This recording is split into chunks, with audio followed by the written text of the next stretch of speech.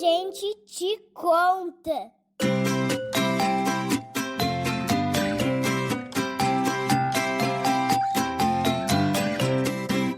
Olá, bem-vindos ao A Gente Te Conta, o podcast do City Escola Gerânio.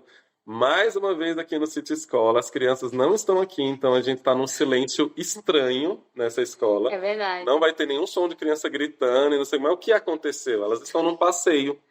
Elas foram ver a Orquestra Sinfônica tocar na Concha Acústica aqui do Distrito Federal. Então saíram todas empolgadas, uma confusão. Tá ótimo e a gente decidiu gravar. Exatamente, a gente aproveitou o silêncio para gravar 2 episódios, né? 2 episódios de uma vez, então... Bom, se você não conhece, o A Gente Te Conta é um podcast da escola, City Escola Gerânio. Então você pode seguir a gente no Spotify, pode seguir a gente no Apple Podcast, pode seguir a gente no Amazon Music, no Deezer, no YouTube Music, a gente está se espalhando. Inclusive a gente recebeu eu nem te contei, Isa. Não. A gente recebeu um parabéns do Spotify. Olha só. Pelo crescimento do podcast. Olha só que legal. Então está sendo um movimento Que bom. bem bacana. Se você não segue a gente, segue, compartilha, manda para todo mundo. É sempre um prazer estar aqui. Né, Isa? Vocês já perceberam? Sou sozinho, estou aqui com ela sempre, a Isa. Olá. Oi, gente, tudo bem? Sejam bem-vindos mais uma vez. E hoje, cara, esse podcast tá especial, Thiago. E sabe o que eu descobri? O quê? Que eu sou um péssimo apresentador de podcast. Porque eu nunca me apresento. Eu falo como se as pessoas me conhecessem. Aí a Isa não falou, eu sou a Isa, né? Eu sempre vou falando, e se a pessoa souber quem eu sou, então eu sou o Thiago Leite, tá? Pai do Theo e da Clara, um dos idealizadores aqui do City Escola Gerânio, então é um prazer estar aqui com vocês. Cantinho do Recadinho. Opa, olha aqui, a gente agora tem um cantinho do recadinho para a gente falar algumas coisas e algumas novidades aqui do City Escola Gerânio. Nosso primeiro recado hoje é sobre o episódio. A gente realmente achou que ia dar para disponibilizar o vídeo, porque foi a primeira vez que nós gravamos desse jeito, né? De forma remota, com as 2 convidadas e também com a gravação de vídeo. Só que em algum momento, por problemas de internet, não sei se aqui no City Escola ou se na casa das convidadas, o áudio ficou completamente desincronizado com o vídeo e causava uma sensação meio estranha. Gerou algumas outras faixas de vídeo duplicadas, então ficou meio complexo o processo. Lembrando que a gente está aprendendo fazendo, então eu conto com a sua compreensão, mas o episódio está muito legal, o assunto muito pertinente, mesmo sendo só áudio, eu acho que vocês vão curtir. O segundo recado é que estão abertas oficialmente as matrículas para o ano de 2025 aqui no City Escola Gerânio. Então, se você quer que o seu filho, depois de ouvir todos esses episódios, quiser que o seu filho estude aqui conosco, nos procure, eu vou deixar um link aqui na descrição do episódio para você já deixar os seus dados e tudo mais. Qualquer dúvida, manda aqui nos comentários, manda pra gente no Instagram e venha. Lembrando que nossas vagas são bem concorridas, então assim, a gente não tem muitas, a gente já tem algumas turmas que inclusive já estão praticamente fechadas para o ano que vem. Mas se você tem interesse, entre em contato com a gente que será um prazer. Então, vamos pro episódio. A gente te conta. E nós não estamos sozinhos, mas hoje a gente vai mudar. A Isa não vai apresentar nossas convidadas, porque elas vão se apresentar sozinhas, vão falar um pouquinho delas mesmas, vão, né, mostrar essa voz bonita. E também quem está assistindo em vídeo também estão vendo aqui tudo. Bem-vindas, meninas! Gente, muito obrigada. Eu queria falar assim primeiro, agradecer de verdade a presença da Yara e da Thalita aqui. Eu tô com 2 mulheres de peso. Eu, quando abri ali o Meets, antes da gente começar, eu falei assim, gente, o que eu faço com essas 2 mulheres? Porque a internet ficou até lenta. Ficou lenta, demorou para carregar, porque eu tô muito honrada de estar com vocês aqui. Eu acho que vai ser um encontro maravilhoso, porque conheço as 2 de diferentes lugares, elas estão se conhecendo hoje também. Mas eu conheço a Yara lá do mestrado, também de outros lugares que a gente trabalhou, somos professoras da Secretaria de Educação juntas. E a Thalita daqui, ela é da casa, né? A Thalita é do City Escola Gerânio, a gente se conheceu um pouco mais durante a semana de formações. Então, assim, são mulheres que no meu nível pessoal de conhecer, eu acho incrível. Então, não tinha como ser outras 2 mulheres para vir falar de assuntos tão importantes, relevantes e urgentes, né? Que é a educação antirracista e a educação decolonial. Então, sejam muito bem-vindas. Primeiro, Yara, seja muito bem-vinda. Obrigada, Isa. Eu fiquei muito honrada de ser chamada para essa conversa, que é um assunto muito importante, como você disse, urgente e muito querido para mim, porque faz parte de quem eu sou. Sou mãe de uma pequena revolução em forma de menino, o Nilo, que vai fazer 5 aninhos daqui 2 meses. Sou também professora na Secretaria de Educação do Distrito Federal, já há 10 anos. Sou mestre em Linguística Aplicada pela Universidade de Brasília e meus interesses de pesquisa estão aí nesse campo, né, da educação decolonial, educação antirracista e formação de professores. E eu falo muito, penso muito na formação de professores a partir dessas perspectivas do antirracismo e da decolonialidade. Então, eu espero que a gente tenha uma conversa bem frutífera, bem divertida e que a gente consiga avançar um pouquinho mais nessas pautas. Muito obrigada. E a gente está aqui com a Thalita, que nem eu falei, ela é da casa, ela é daqui do City Escola Gerânio. Então, seja muito bem-vinda, Thalita. Eu estou muito feliz de ter você nessa conversa. Oi, gente. Obrigada, Isa. Obrigada, Thiago. Eu fiquei muito emocionada com sua fala de apresentação, assim, da gente. É muito forte, né? A gente estar aqui juntas, realmente falando sobre esses temas.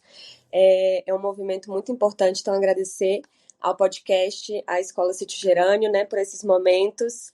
Para além da sala de aula, para além de brincar, a gente está aqui também desfrutando um pouco sobre esse conhecimento, né? Passando também, transmitindo esses conhecimentos.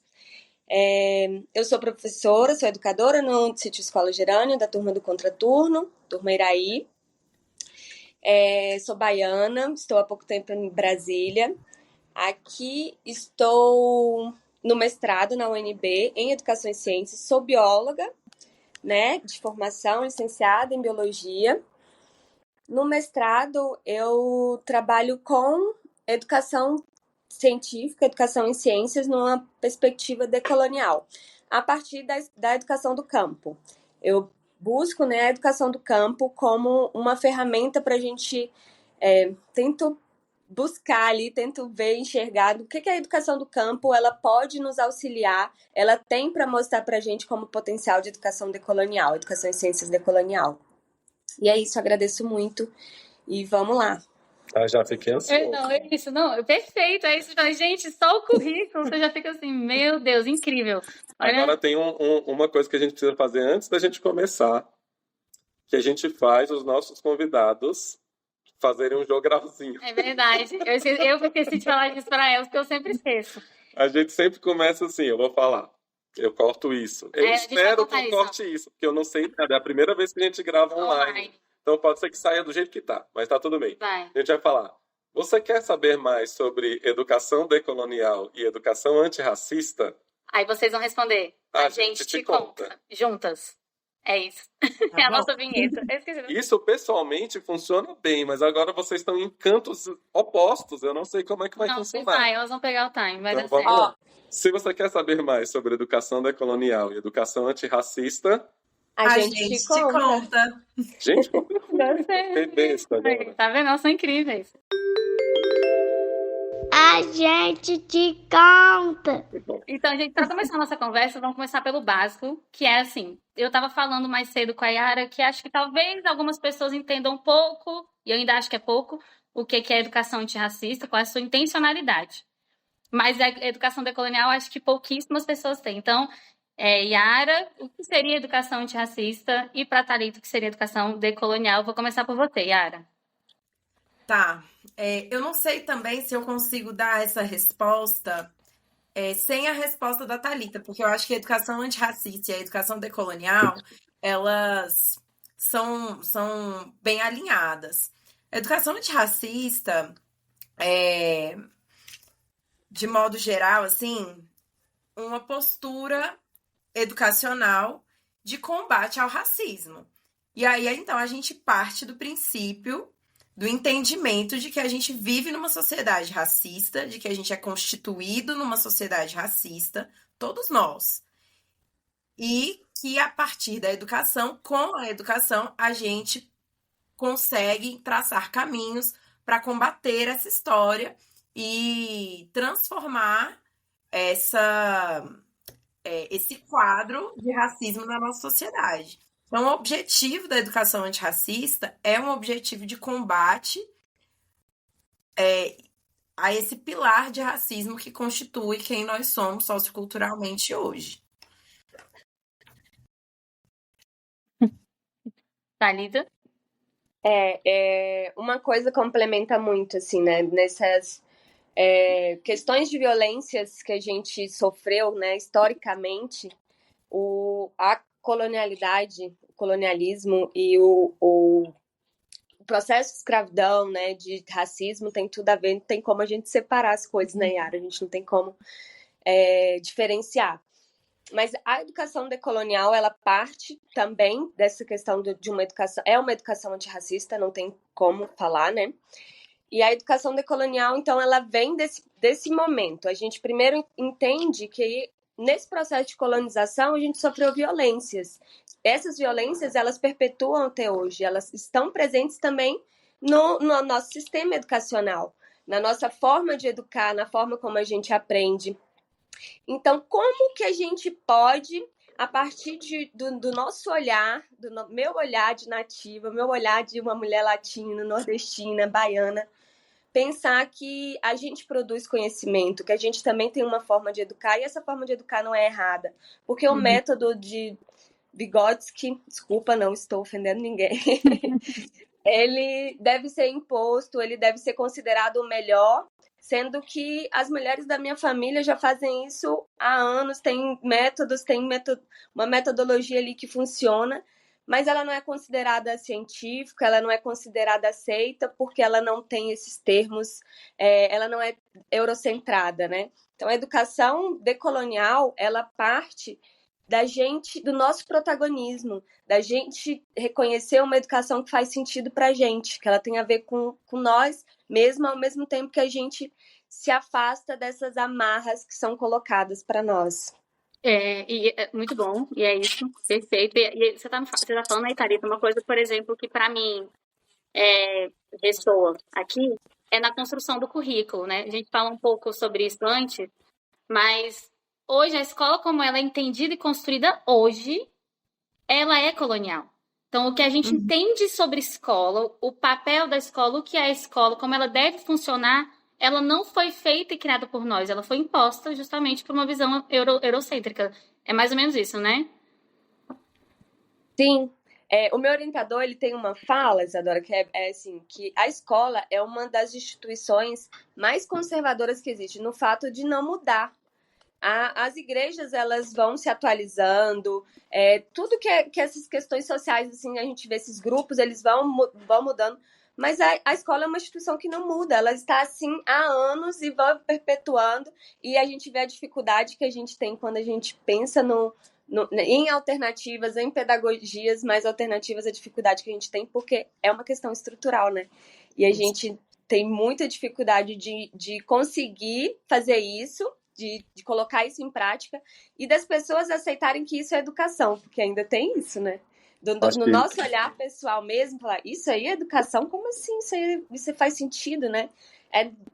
Educação, para mim, tem a ver com regra, com impor, com disciplina. Isso não pode ser educação. A gente tem uma visão, né, Thalita, de que educação é professor ensinar e o aluno aprender. E a gente não consegue conceber que dentro de uma escola a brincadeira livre é um processo educacional fundamental, que a liberdade de expressão, que o aluno falar é parte do processo educacional, que às vezes até a indisciplina ela é necessária.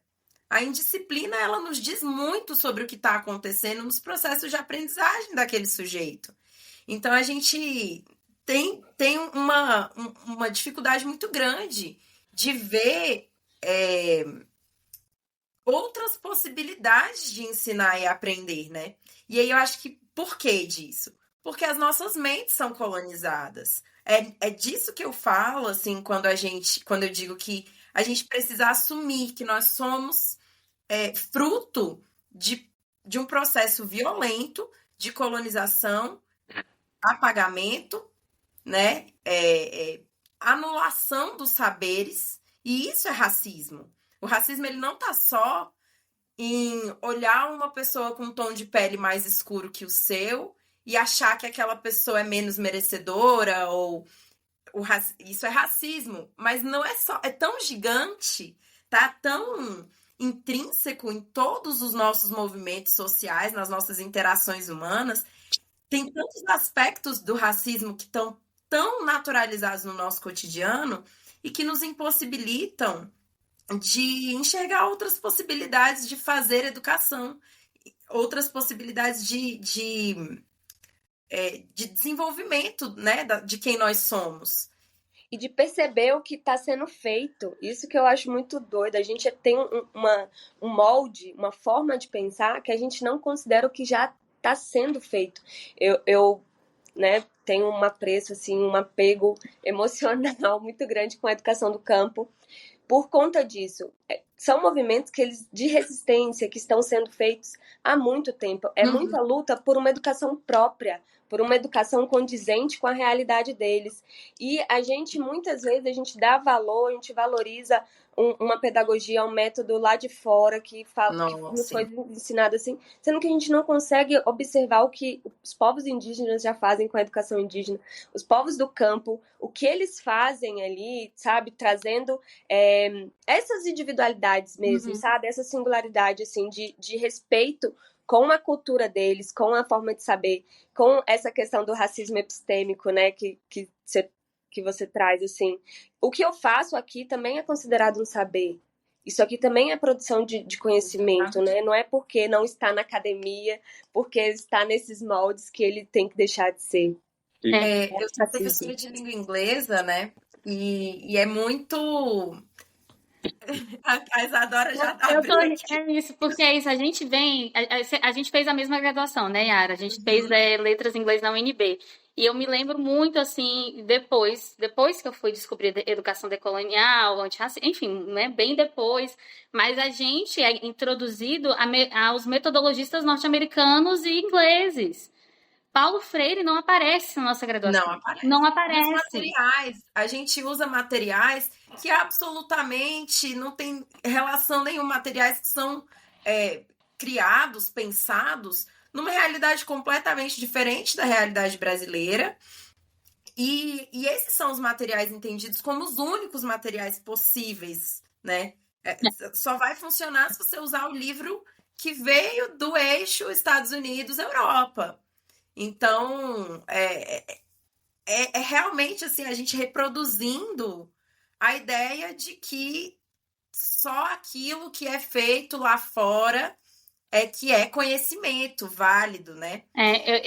Só para te complementar, era um exemplo que eu lembro que eu estava dando aula no Silk, que é a Escola Pública de Línguas aqui de Brasília, e um livro tinha a pergunta assim, para treinar o presente perfeito, né? O present perfect, que era: você já viu neve? Have you ever seen snow? Aí você fala assim, cara, não, assim, eu tô na Ceilândia, entendeu? Na TV. Na TV, eu tô na Ceilândia, sabe? Então você vê como é uma coisa assim, neutra, mas neutra aquele neutro que a gente sabe que não é neutro. Falando assim, é descontextualizado, completamente contextualizado, é totalmente embranquecido, né? E elitista, porque eu tô falando com alunos da Ceilândia. Aqueles que podem responder que talvez tenham visto foi quem teve a oportunidade de viajar. Então, aí você já vê, né? E a gente tem essa dificuldade, inclusive, por exemplo, de olhar para os nossos materiais e colocar como... Isso. Né, os materiais, como a gente coloca essa representatividade, a importância de você ter identidade, pertencimento, representatividade na escola, nos materiais, nos livros didáticos, nas contações de histórias que a gente tem, né? Então, assim, você vê a dificuldade já nisso, né? Tudo que você olha ao seu redor são pessoas brancas. E aí, já falando disso, né? Vou puxar esse gancho. Eu estava falando com a Yara também mais cedo, que o que eu acho que tem uma grande dificuldade, uma barreira até das pessoas brancas também. Porque a gente está nesse lugar que ser racista não é legal. A gente vê hoje, né? Eu citei a pesquisa mais cedo, mas não vou recitar agora, mas racismo, a gente se sente ofendido ao ser chamado de racista. A gente não quer ser chamado de racista. A gente fala, eu racista? Só que a gente está aqui falando, eu sou uma mulher branca, minha filha é uma menina branca, né? Ela tem uma professora branca, Mas a gente quer falar de educação antirracista, porque eu quero que Moana viva esse mundo sendo menos violenta, né? E como que a gente parte disso? Né? Eu acho que assim, a minha pergunta talvez seja assim, Ara, e aí Thalita também pode vir nessa, né, se quiser. Como a gente que é pessoas brancas, nós, pessoas brancas, a gente está aqui falando sobre educação antirracista. O que a gente faz? Como é que é? O que a gente tem que assumir primeiro? Mais ou menos isso. O primeiro passo, eu acho que você já exemplificou bem, é assumir o racismo. Esse medo de ser chamado de racista não dá mais, sabe? Não dá. Não temos condições de ficar com de ficar maquiando as coisas. Somos um país racista. Ponto. Você é racista. Não é xingamento. É ruim. É ruim. Não queremos ser. Mas se a gente ficar com medo de falar, a gente não evolui. Então, acredito que o primeiro passo é a gente parar de temer as nomenclaturas e a gente falar de raça, falar de racismo e assumir que somos diferentes, sim. A história nos fez assim, né? A constituição da nossa sociedade nos fez assim. A gente não vai apagar os anos de escravidão, a gente não vai apagar o epistemicídio, a gente não vai apagar. A intenção da educação não é apagar a história, pelo amor de Deus. A gente quer entender essa história, a gente quer beber dessa história para a gente dizer não, para a gente não reproduzir mais. Então, acho fundamental que a gente... E que a branquitude, né? Eu tô falando a gente, todas as pessoas, independente de raça, mas como a sua pergunta foi bem relacionada, né? Nós, pessoas brancas, e aí é o contexto também das escolas particulares, é o contexto do Sítio Escola Gerânio, que é uma escola majoritariamente com pessoas brancas. Qual é o papel da branquitude na luta antirracista? Essa resposta, ela precisa ser desenvolvida pelas pessoas brancas. As pessoas brancas precisam participar desse debate. Elas precisam assumir que elas são brancas e que a história delas é de colonizadores. E elas não podem mais esperar que uma mulher negra, diga o que elas têm que fazer. Eu acho que isso é importante. E na educação das crianças, as crianças brancas precisam saber, cara, eu tô aqui, a maioria dos meus colegas é branco. O que a gente vai fazer sobre isso? Como pode? Né? As crianças brancas também precisam saber que elas são brancas. E não crescer achando que elas são universais. Porque muitas vezes o entendimento da pessoa branca é que ela é o padrão e que o diferente é o negro. E que o diferente é o indígena. Então é nesse processo ali no começo, quando a criança está se identificando no mundo, entendendo quem ela é que ela precisa também entender isso, que pode ser uma verdade difícil, mas para a criança negra não tem a opção de não encarar essa verdade difícil. Então a criança branca também encara a verdade, a sua história, a sua família é socioeconomicamente privilegiada, e não há medo nisso, não há vergonha nisso, não há demérito nisso. Mas e aí? Vamos fazer o que com essa verdade? Parar de fugir da verdade e assumir um papel ativo nesse debate. Eu acho que, inclusive, a gente, enquanto branco, se esconde na fala de não, eu não tenho lugar de fala para falar sobre racismo. Verdade, Thiago. Claro que tem, você é racista. Exatamente. Você é quem tem lugar de fala, porque é você quem é o autor, entendeu? É de onde isso está nascendo, de forma estrutural, enfim, mas é você quem está levando esse discurso para frente, né? E é interessante quando você diz, se reconheça racista. Ok, para quê? Para que eu consiga dizer, e agora? Se eu não gosto, porque senão fica muito no vitimismo do branco. Né? Quantas vezes eu já não ouvi de pessoas brancas falar, mas a gente também sofre. Sofre com o quê? Né? Eu já vi isso também. Cara, Vi é isso também. desesperador, entendeu? Porque Eu já a gente às vezes é tirado desse discurso, e isso é muito legal de vocês falarem, vocês têm que participar disso. Enquanto os brancos têm que participar disso, dessa conversa, porque senão, beleza, vai ficar todo mundo pregando para convertido, como o povo diz, não faz o menor sentido. Sim. E é Exatamente, isso. exatamente. E eu acredito. Puxar essa conversa, né? E eu acho que isso que é o mais interessante, porque é uma questão assim que a gente é acostumado a ver que pessoas negras, como a gente tem uma evidência desse tema, pessoas negras são convidadas para estarem nos lugares para falar sobre isso, apenas sobre isso. Quando são outros temas, a gente de alguma forma aí tem uma referência ali de uma pessoa branca, a gente vai sempre. Mas sobre racismo, sobre antirracismo, a gente tem que chamar uma pessoa negra. A pessoa negra muitas vezes ocupa somente esse lugar. Mas e as pessoas brancas? O que elas estão fazendo sobre isso, né? Vamos pensar. Vamos colocar isso na prática. A gente chega ali em novembro, né, nas escolas, que tem o mês da consciência negra, e eu achei muito interessante ouvir uns tempos para trás, aí uma pessoa falando, cara, vamos então conversar um pouco sobre consciência branca? Porque quem é que não tá tendo consciência de raça nesse debate?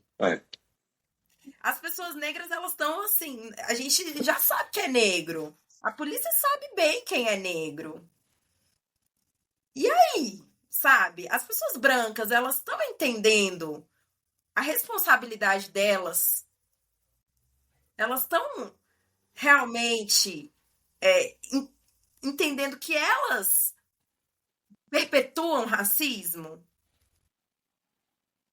né? Então, o papel da branquitude no antirracismo é o papel protagonista.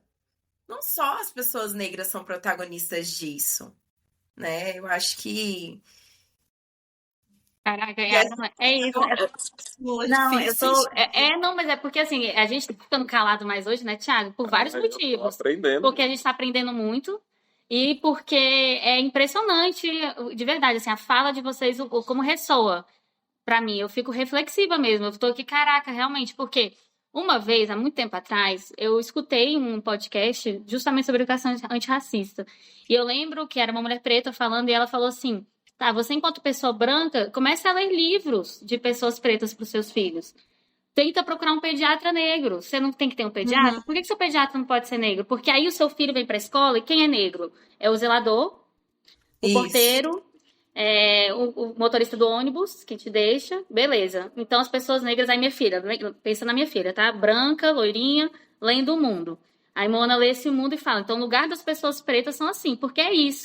A gente está falando de educação infantil e eu vou puxar esse gancho depois da minha fala, mas ela já está sendo socializada. Mona já está olhando o mundo e já está percebendo o lugar das pessoas pretas e ela já está percebendo o lugar das pessoas brancas. A minha professora é branca, mas o zelador é preto, né? Então, assim, ela vai socializando. Isso. E aí, é esse gancho que eu quero puxar. A gente vai falar de decolonialidade e de racismo só quando chegar no ensino médio, né? Só que é isso. Eu queria que vocês falassem sobre isso.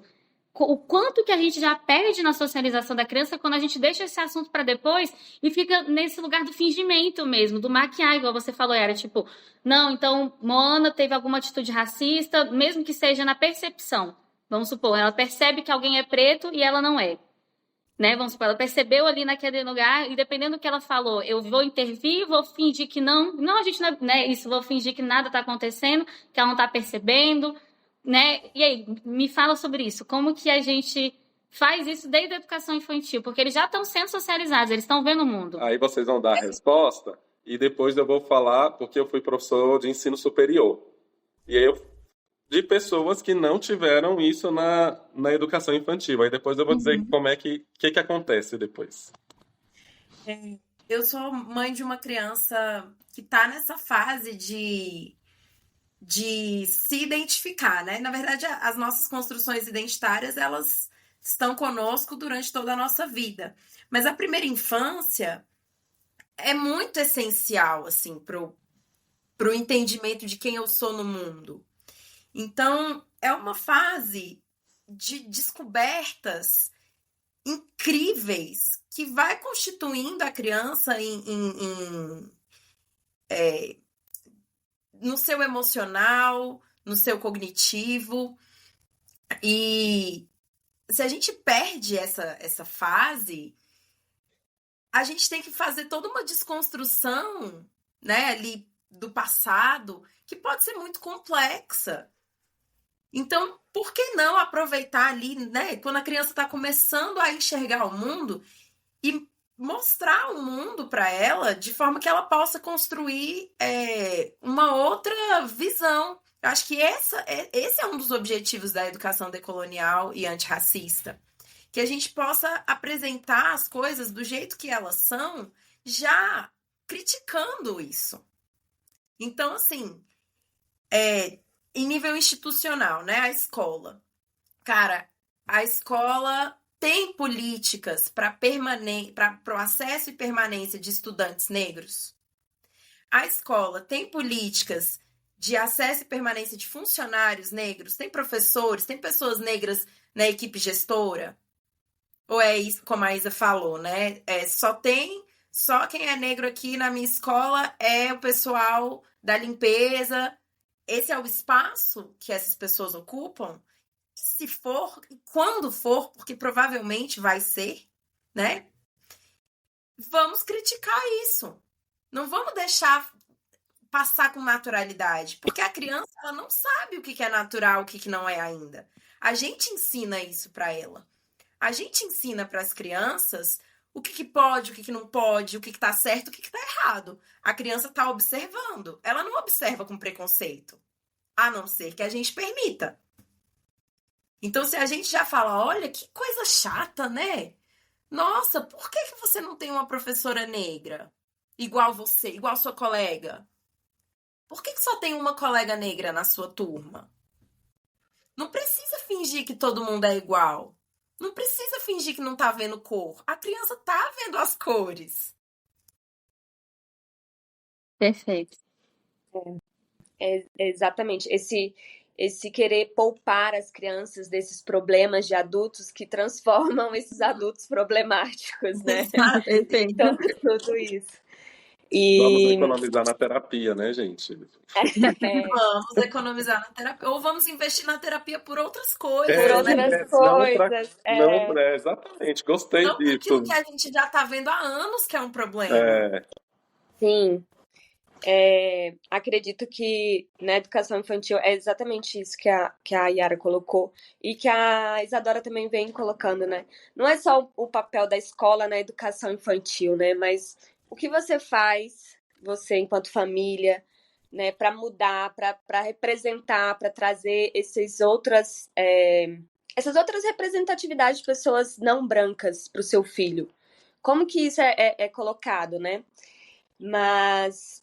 E é muito complicado, porque a gente tá aí na cabeça de criança, é uma esponjinha, e a gente, nessa questão de tecnologia, é uma coisa muito difícil da gente conseguir privar eles, os meus estudantes lá, minhas crianças, é uma coisa de Roblox, de não sei o quê, e de influência dos Estados Unidos, gente, que coisa louca. Como que a gente consegue desviar, sabe? E dar atenção para outras coisas, porque são nesses pequenos momentos que a gente acha que não tem nada a ver, mas que é um padrão de comportamento colocado ali nesses desenhos de alimentos. As crianças vão ver no desenho, elas querem comer hambúrguer com batata frita, porque no desenho o que é legal é isso, sabe?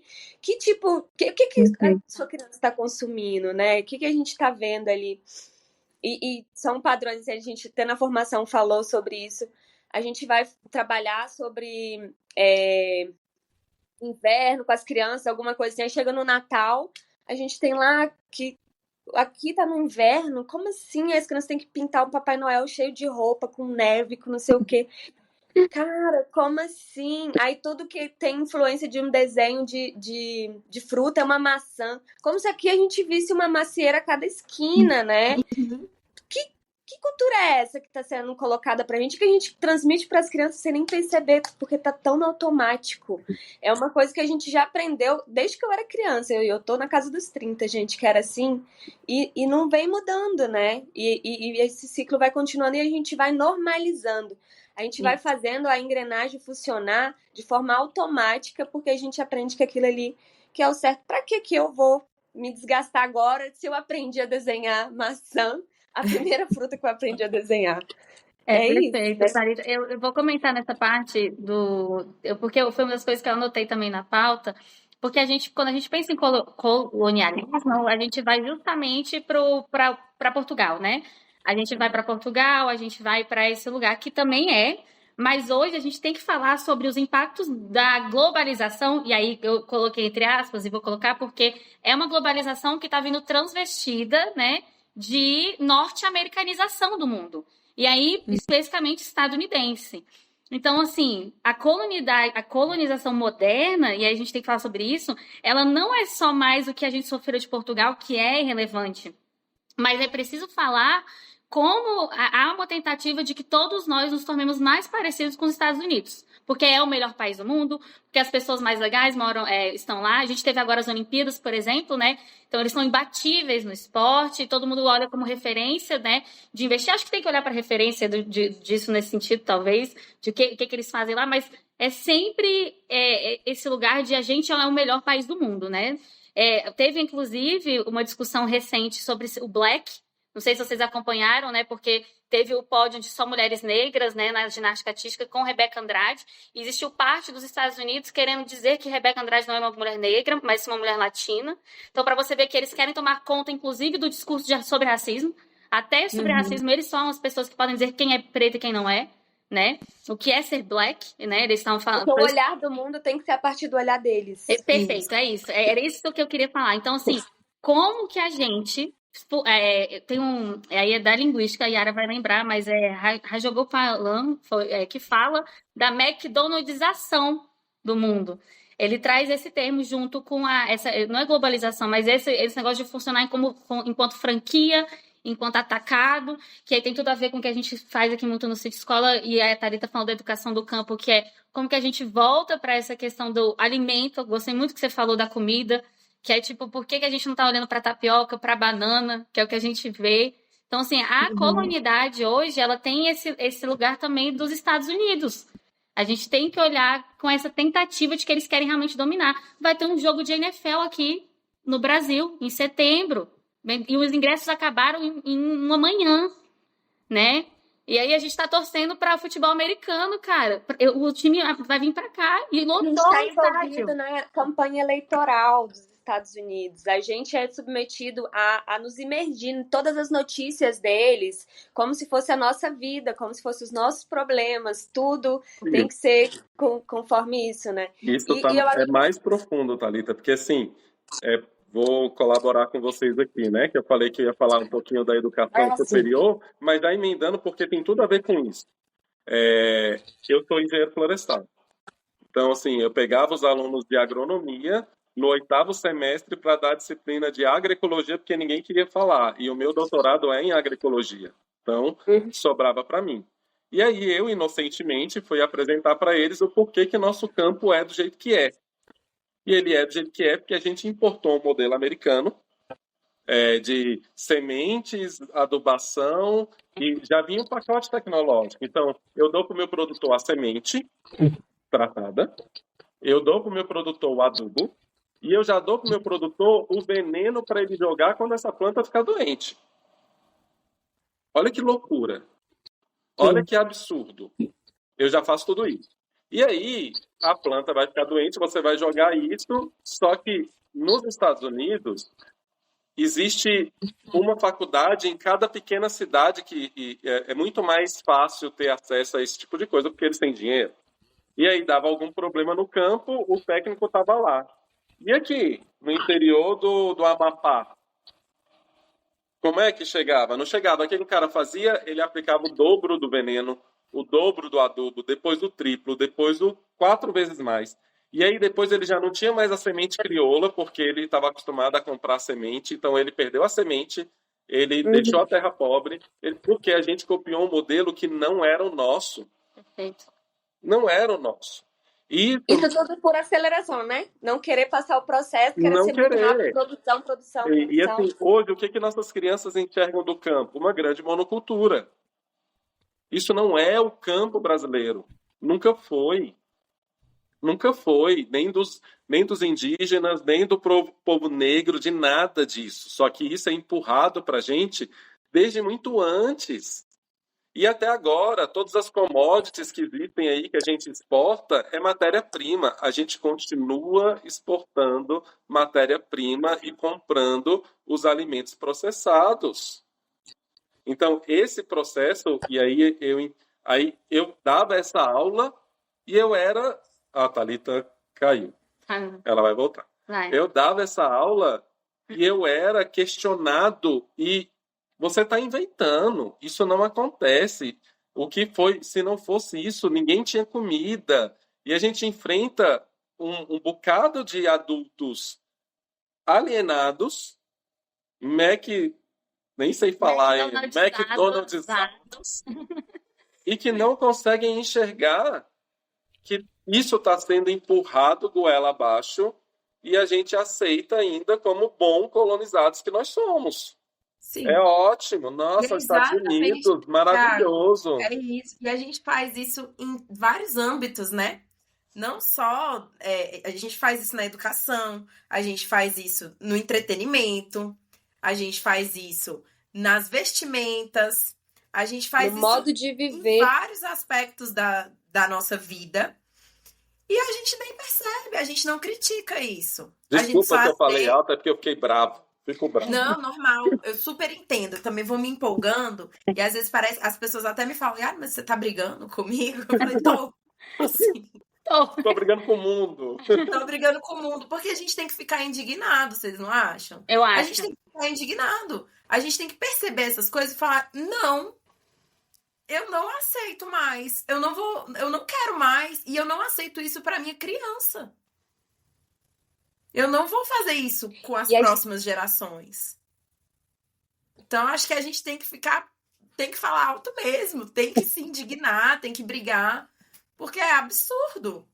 É absurdo. E aí, às vezes, a gente nem percebe. Quando a Thalita falou, a primeira fruta que a criança desenha é uma maçã, eu falei, cara, é mesmo. Eu não tinha me ligado, tipo... E briga se ela não conseguir desenhar uma maçã, porque essa criança nunca vê uma maçã no pé. E tem que ter uma macieira de perto. Eu também não. Eu também não. Eu nunca vi. Quantas maçãs hoje? Só hoje meu filho já comeu 2 maçãs. E nenhuma banana. Sabe?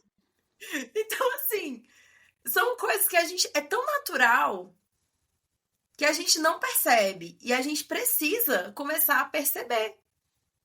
Que a gente não vai combater aquilo que a gente não acha que é um problema. Perfeito.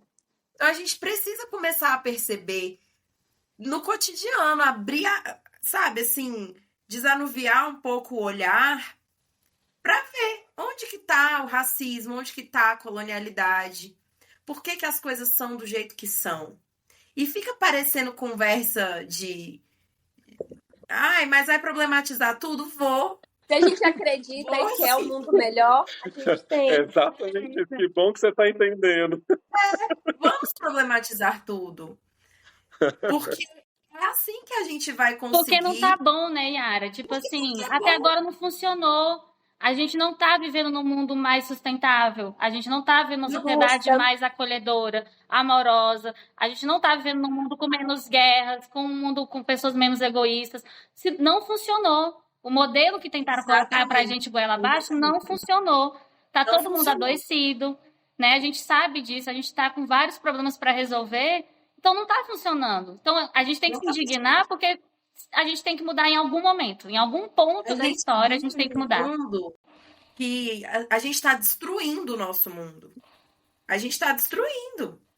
A gente está explorando os recursos naturais desenfreadamente aí, estragando o mundo, a gente está se matando, se envenenando, né? Como se isso fosse normal. O certo, o norte. como Vou se dar fosse um o outro bom, exemplo. como se fosse sucesso. É, vou dar um Como outro se... exemplo relacionado a isso que você está falando do meio ambiente. A gente foi descoberto em 1500, A gente certo? foi invadido. A gente foi invadido. A gente A foi gente foi invadido. Ótimo, invadido. já vou mudar. A gente foi invadido em 1500. De lá para cá, a gente acabou com um dos nossos biomas, que é a Mata Atlântica. Isso demorou 500 anos para acontecer, para a gente detonar ela praticamente toda. O que a gente tem de Mata Atlântica hoje, gente, desculpa, é nada natural, é recuperado. Natural, natural mesmo, viu quem viu. Um abraço, beijo, me liga. O Cerrado, a gente fez esse mesmo processo em 50 anos. E sabe qual foi o discurso? O Cerrado é feio. Isso é verdade. Árvores tortas. Ninguém. É o mesmo que a gente faz com as pessoas que são diferentes da gente, que não são pinheirinho, bonitinho, eucaliptosado lá, bonitão. A gente faz isso o tempo inteiro. Porque a gente está acostumado com um olhar sobre padrão. A gente quer padronizar tudo. É isso. A gente quer que... A gente faz isso o tempo inteiro com a natureza, com as pessoas, que somos parte da natureza também, né? A gente faz isso com tudo. E a gente fica agindo como se não fosse um problema urgente. E tem que ser. E tem que ser agora. E é por isso que a educação infantil é essencial nesse processo. Porque é pra já. Tem que ser com as crianças. Não dá pra esperar elas chegarem no ensino médio, não. Não dá pra chegar. Não dá nem tempo. Não dá mais tempo. A gente tem que começar ontem. Então, retornando aí também, né, quando a Isadora perguntou como que a gente faz isso no ensino infantil, é com senso de urgência. É sabendo que se a minha criança não crescer crítica, depois não dá mais tempo. Perfeito. Que bom que você lembrou da pergunta, porque eu falei tanto aqui que eu já tinha me perdido. Eu já não sabia mais o que é que a gente estava respondendo, eu só estava indignado. Mas tá tudo assim, a pauta tá aqui, eu tô que hora e falar, isso aqui já respondeu, isso aqui já respondeu. Eu vou olhando e já falando, a gente já tocou nesse assunto. Mas você sabia que na educação infantil, esse primeiro 7 anos da criança, ele é muito importante para a criança. Quando a criança entende que o mundo é bom. E aí me veio esse start de que a gente está mostrando para essa criança que é bom, Perfeito. que é normal, que é belo, entendeu? Então, às vezes, esses centros de urgência é de mostrar tudo, porque tem tudo para ser visto. Isso, não precisa ser sempre a mesma coisa. Perfeito. Eu acho assim, então, às vezes eu me sinto, agora falando como mãe, né? Um pouco menos como educadora, mas às vezes é até uma pressão, assim, de, cara, eu quero mostrar tudo pra ele. Eu quero mostrar ao mundo as coisas mais legais que existem e que às vezes não é o que vai chegar nele se eu não mostrar. Porque o que vai chegar nele com facilidade? Desenho animado dos Estados Unidos, desenho animado que não tem representatividade de crianças negras fazendo coisas legais. O que vai chegar nele? É o industrializado que é feito para prender a atenção de uma criança quando ele for ao mercado. Sabe? Como a Thalita falou, né? A batata frita com o refrigerante, o hambúrguer. Isso chega fácil. Então, a gente também tem um papel muito importante de mostrar as coisas que vão além disso e que são nossas. E que foram apagadas e que foram destruídas, né, muitas vezes. E mostrar isso como sendo legal também, como sendo uma possibilidade também. E uma possibilidade muito mais realista, às vezes. Muito mais sustentável e positiva para o desenvolvimento, né? Que a gente fica muito nessa de tipo... mas tadinho, ele é só uma criança. Mas isso daí, por exemplo, eu quero perguntar, puxar outro gancho aqui, mas só para exemplificar uma coisa assim de maternidade, agora puxando também para... Porque a gente tem, as famílias que escutam podcast são pais e mães, né? Então, a gente, por exemplo, chupeta, vou dar um exemplo de uma chupeta. A gente olha para qualquer lugar e desenho, todos os bebês usam chupeta. Moana pega uma bebezinha, uma boneca, e ela vai falar, ela já perguntou pra mim, cadê a chupeta dela, mas mamãe? faz parte E eu falo, mas filha, você nunca nem usou chupeta. Exato. É isso, para você ver o tanto que é urgente. Por que que é urgente? Porque ela já percebeu, e aí a pessoa vai ser mãe 20 anos depois e ela não vai nem questionar se ela vai dar uma chupeta pro filho dela, se ela vai ou não colocar uma mamadeira da boca do filho dela, porque tá dado. E é Você não tão precisa se maluco, né, conscientizar, Isadora? é o dado. E a Mona já percebeu, foi, mas filho, por que que você quer botar se você nunca usou? E é uma coisa muito doida, assim, porque a chupeta é normal, mas uma Não criança pode. maiorzinha mamando no peito não pode. Exatamente. Perfeito. É esse. O que a Ou gente mais, consome? as mulheres que têm que se É, esconder amamentando porque eu não É, posso amamentar na frente dos outros. Isso choca. É isso. gente, Nilo tem 4 anos e quando ele pede peito, é raro. Atualmente ele pede peito vez ou outra, mas quando ele pede, ele tem. E é super. Eu não vou desmamar essa criança. Quando ele ele que parar se de querer peito, desmame. ele vai parar de querer peito, tudo certo pra mim, pra ele. É o que funciona pra gente. É, não funciona pra todas as famílias, ok. Mas assim, meu ponto é, por que que isso é visto com estranhamento? Por que que uma criança de 3, 4 anos não Ela não pode só mamar, mas pode, pode como chupar ela uma deve chupeta? chupar uma chupeta. E quando não é uma chupeta, é um doce, porque são coisas que você dá pra calar a Sim, boca da criança. Vamos ser honestos? perfeito, é isso. É isso. Ah, deixa eu dar um pirulito aqui pra ele ficar quieto, Vou com- parar de reclamar. E aí você não explica pra criança, você não mostra pra criança, cara, não precisa ser um pirulito. Você pode sanar seus desejos orais com coisas melhores. Oh, eu queria, assim, a gente está chegando no final da nossa conversa, gente, porque está sendo maravilhosa, mas é mais para a gente realmente chegar. No final, encaminhar para o final. Eu queria, Thalita, te perguntar, que é se você acha que é possível. Em que sentido? Como que a gente faz isso nas escolas? Como que a gente traz tudo isso que a gente está falando para o chão da sala de aula? Será que tem uma esperança para a escola ser um pilar de decolonialidade? Será que a escola consegue encaminhar para uma Isadora, proposta eu antirracista? sou uma utópica, assim, porque eu acredito muito na educação, né? Não tem como você ser educador sem pensar que a educação vai transformar o mundo. Eu sigo nesse caminho, assim, não vejo outras possibilidades da gente pensar um mundo diferente se não for pela educação. Quando a gente fala de educação infantil, então, hoje, né, agora atuando com a educação infantil, eu vejo que as possibilidades, elas se iniciam muito antes da gente pensar, do que a gente acredita mesmo. E aqui eu queria muito destacar o papel do educador. Quanto é difícil a gente se assumir um educador decolonial, um educador antirracista, porque por mais que essas são práticas que a gente queira assumir para a nossa vida, trazer ela para o nosso profissional é uma demanda muito grande. Porque é isso que a gente está falando aqui. Não é fácil a gente achar referência, não é fácil a gente buscar uma atividade que seja assim. A gente tem que viver nesse limbo de adaptação, de buscar outras possibilidades, de trazer isso. E é uma coisa uma responsabilidade que a gente assume, sabendo que ela vai ser 2 ou 3 vezes maior do que se a gente continuasse ali seguindo esse currículo, seguindo isso.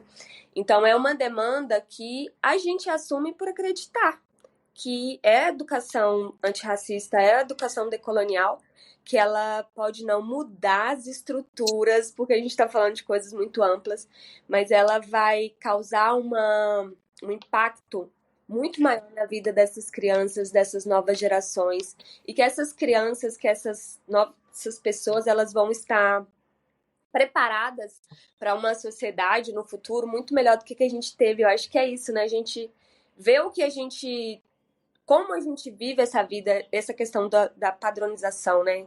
Eu sigo muito esse caminho.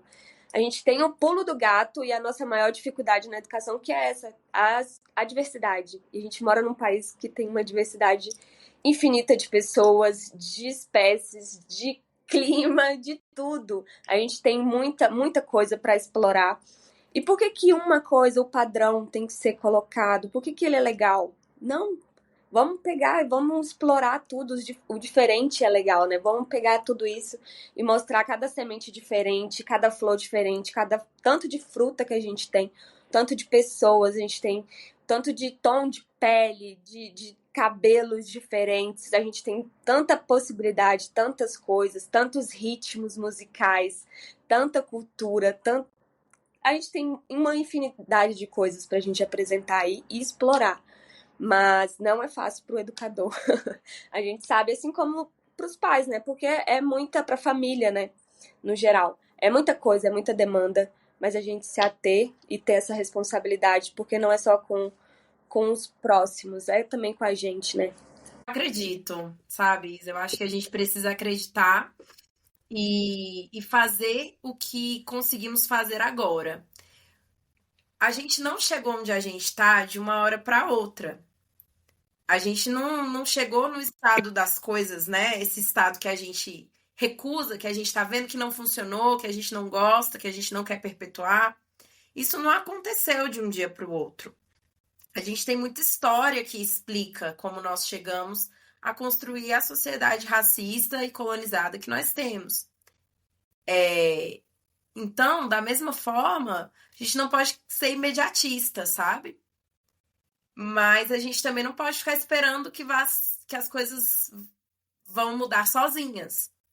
Então, é possível a partir do momento que a gente se engaja e se responsabiliza e se coloca nesse lugar de tentar fazer diferente.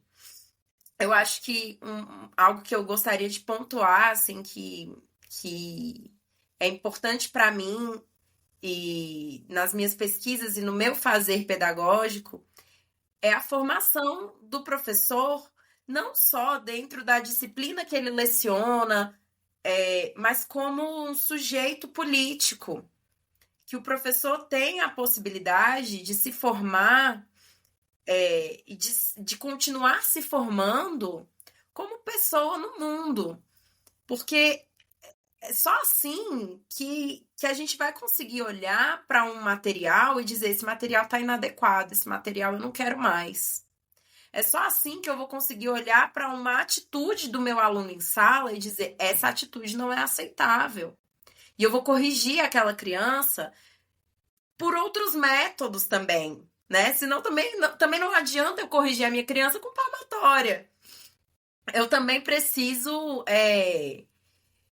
vai além de questionar coisas pontuais. É uma nova visão de mundo que a gente está tentando construir. E que a gente precisa construir aos poucos. E que a gente não vai construir parado. E nem sozinho. Então, assim, esse debate é formação continuada para mim, para a Thalita, para a Isadora, para o Tiago, que somos educadores. E é parte de fazer diferente, né? A gente precisa ter toda a comunidade engajada nesse diálogo. Ele também não é um diálogo que tem que ficar só, aqui temos 4 educadores, mas também temos 2 mães, um pai, né? Eu não sei se a Thalita é mãe ou pretende ser mãe, mas somos pessoas adultas. Não sei se ela é mãe, mas ela cuida de um bocado de criança aqui. É cuidadora de crianças. Todos nós temos que assumir também essa responsabilidade. Não só os educadores são responsáveis pela educação. Educação não é uma coisa que se faz só dentro da escola. Educação é responsabilidade política da sociedade inteira. Educação é nós que somos capazes, que temos um desenvolvimento, né? Que somos adultos.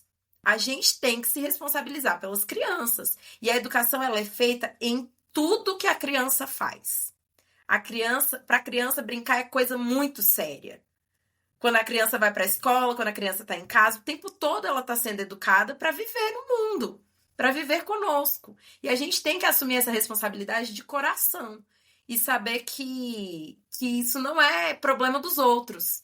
Se eu sou branca, isso é problema dos negros. Não. Se eu sou negra, isso é um problema que os brancos fizeram. Todos nós, agora a gente está junto nessa. O fato é, a sociedade é racista, as desigualdades estão aí, né? temos problemas de classe, de raça, de gênero, e a gente vai precisar lidar com eles.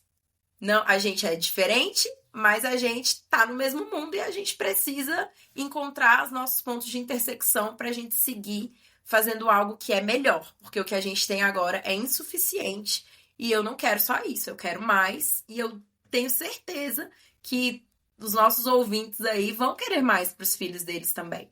Então, é por isso que a gente está aqui, né? Esse debate não é só para ser conversa dos outros, é todo mundo junto. Perfeito. Eu posso dar essa resposta também como um dos idealizadores dessa escola, do City Escola, e eu acho que a gente tem que criar pequenas revoluções. Tá? Eu acho que a gente tem que, a todo momento, sim, educação é intencional, educação é política, sim, a gente precisa assumir isso e aguentar o rojão. Exato. Porque senão a gente vai só repetir padrão o tempo inteiro. É perfeito o City Escola? Nessa questão que vocês falaram de ter as professoras, a gente está buscando, porque não é perfeito, não é fácil ser, tá? Não é. A própria estrutura, e aí eu vou falar muito daqui, Secretaria de Educação do Distrito Federal é muito engessada. É muito engessada. Qualquer coisa é muito... Mas aqui a gente pode... E as nossas pequenas revoluções nossas crianças fizeram tapioca com a mandioca, num projeto de povos originários. Elas tiveram contato com um pajé, que eu vejo o Theo corrigindo o primo dele quando falou, o índio. O Theo, índio não, indígena. Eu sou indígena, é isso. Entende? E o Theo é um menino branco. Mas por quê? Ele aprendeu, é pequeno?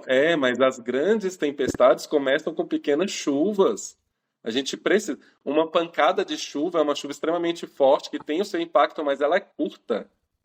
O que vai dar impacto são essas pequenas revoluções. Então, eu tenho a certeza de dizer que o City Escola hoje ele é essa pequena revolução do que a gente dá conta de fazer, e é pouco. A gente também precisa ligar o desconfiômetro e dizer que a gente só está fazendo, por enquanto, mais do que a nossa obrigação. Sim, a gente pode fazer muito mais. Isso é muito bom. Né? Então, assim, enquanto parte desse corpo que é o City Escola, a gente tenta ser essa pequena revolução.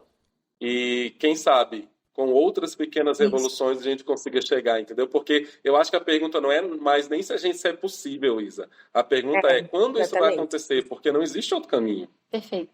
Senão a gente está envolado. É isso. Então não tem, a gente tem que fazer isso. De Agora, que forma? E aí o como é importante.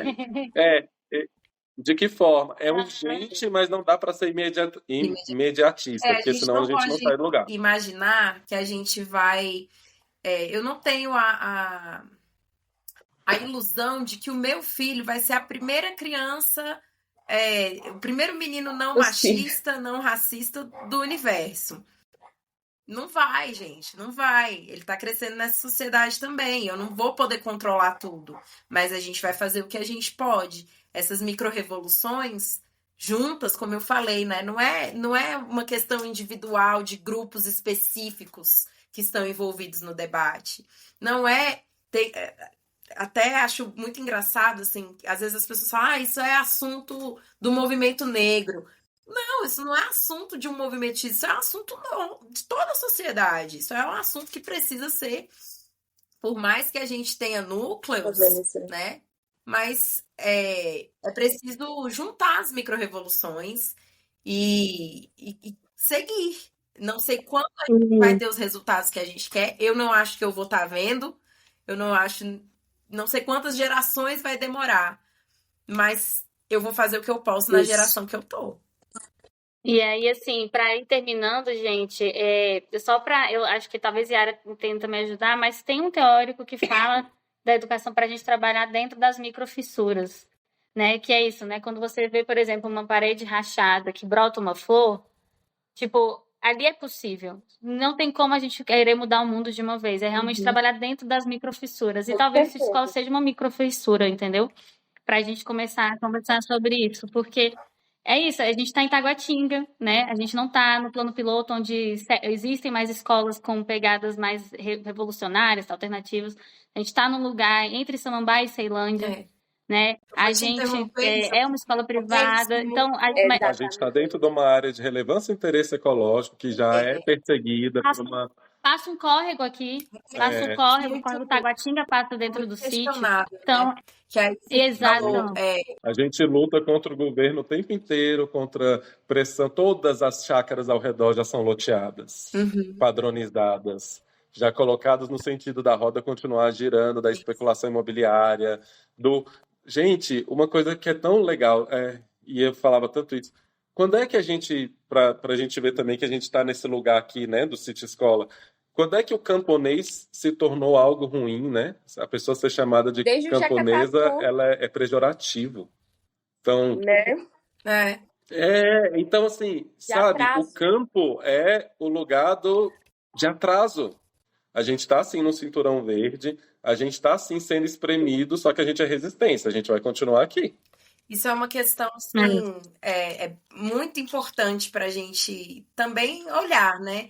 Que a Isa falou, há outras escolas que têm uma pegada mais revolucionária, mas elas estão no plano piloto, né? Então, assim, quão revolucionário eu consigo ser se eu continuo me posicionando ao centro? Eu penso muito isso, assim, também, sabe? Eu acho que, não sei se eu posso falar, né, como educadora do Sítio Escola, mas eu sou muito fã, sim. Eu estou no Sítio Escola exatamente porque eu acredito muito, muito no potencial dessa escola, nessa proposta. E dentro de tudo isso que a gente tem, que eu sei, né, não estou na gestão, mas a gente sabe desses empecilhos. A gente consegue fazer um trabalho, eu ali no contraturno, com aquelas crianças, só da gente poder fazer uma trilha a hora que a gente quer ali, da hora que as crianças pedem, a gente já pode, a gente vai catar sementes, a gente tem essa infinidade de coisas. Isso é um diferencial tão grande, a gente não precisar de uma sala de aula com paredes, a gente ser livre para brincar no meio da natureza. Eu acho que é isso, né? A gente não precisa ensinar para criança, tá ali. A gente precisa respeitar a natureza. Não, vamos colocar eles dentro da natureza que eles vão entender o que é. Porque qual é a importância da gente preservar e cuidar disso, né? E ter esse cuidado realmente, assim, porque essas questões sociais, essas questões quando a gente fala sobre sustentabilidade, racismo, misoginia, elas foram muitas vezes capturadas também por esses discursos, por esse modelo econômico, vou dizer assim, sabe? Então a gente muitas vezes vê empresas se firmando enquanto sustentável só para vender, só por propaganda, porque hoje é aceitável, hoje isso eu posso colocar que eu sou uma empresa antirracista, porque as pessoas vão querer comprar o meu produto, mas sem interesse reais nessas questões, sabe? Então a gente vê eu que estou aí dentro, vejo o Sítio Gerânio com uma outra possibilidade. A gente não quer vender essa imagem, a gente é isso, né? É isso, e aí, assim, para terminar, Vocês já viram a gente falando para terminar umas 5 vezes, né? A gente vai estar terminando. A gente queria agradecer imensamente a aula que a gente recebeu aqui hoje da Yara, da Thalita. Muito obrigado por aceitarem, por dar voz também ao nosso podcast, de falar de um tema tão delicado, mas tão urgente, como a gente viu, né? Como a gente aprendeu. Então, assim, eu só tenho a agradecer, porque eu saio com uma trilha muito grande para fazer, para construir esse conhecimento para mim, enquanto homem branco, né, que acho que ainda é pior ainda, né, homem branco e tudo mais, é muito privilégio, e é isso, muito obrigado, de verdade. Eu que agradeço, gente, eu também, gente. É isso, antes de passar a bola para agradecimento de vocês, que eu vou querer falar isso, quando eu pensei no tema, não veio outras pessoas que não tá ali, tem área para cada um dos temas, né, não veio. E eu acho, assim, quando eu sugeri a pauta, eu até pensei, gente, mas será que o pessoal vai aderir, né? E o Thiago falou, a Luana mesmo foi a falar, acho ótimo, pode colocar, porque a gente também, enquanto escola, tá buscando justamente melhorar essa parte, que a gente sabe que está em construção, né? Então, eu sou muito grata, porque é sempre um aprendizado. É muito bom ver duas mulheres, cara, né? Falando com tanta propriedade de um assunto, com tanto, tipo, eu sei o que eu tô falando, é de admirar. Então, de novo, uma aula, e eu tô muito agradecida mesmo. Fiquei muito feliz de ter juntado vocês duas, e espero que a gente consiga fazer isso mais vezes, em outros espaços. De Gente, verdade, muito obrigada obrigada. demais. Vocês não sabem, Bom. assim, o quanto eu tô feliz também, sabe? Emocionada de verdade mesmo. Acho que é isso, ter um lugar seguro, um lugar tranquilo pra gente poder falar sobre isso também é importante, né? E vocês estarem promovendo isso. Isadora, obrigada pelo convite, por proporcionar isso, esse encontro aqui de mulheres e do Thiago. Muito bom. Eu sempre Muito tô me bom metendo, mesmo poder né? Desse jeito. partilhar e ter essas provocações e essas reflexões com vocês. Muito obrigada.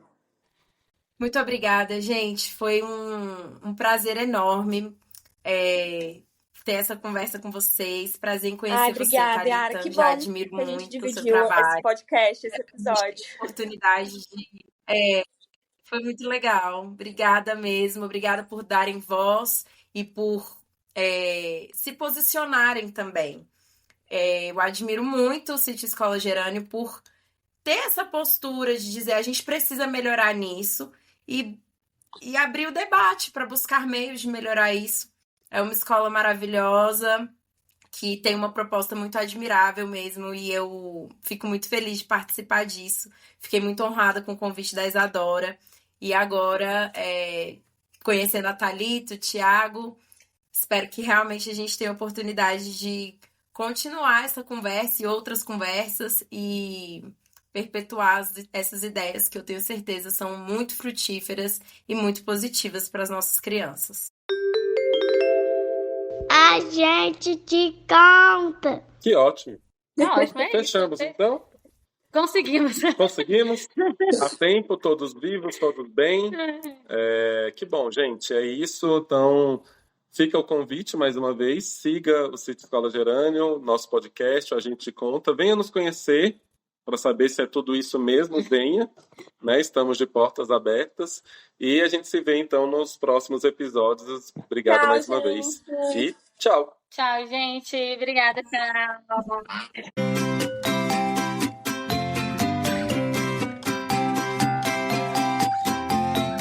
A gente te conta.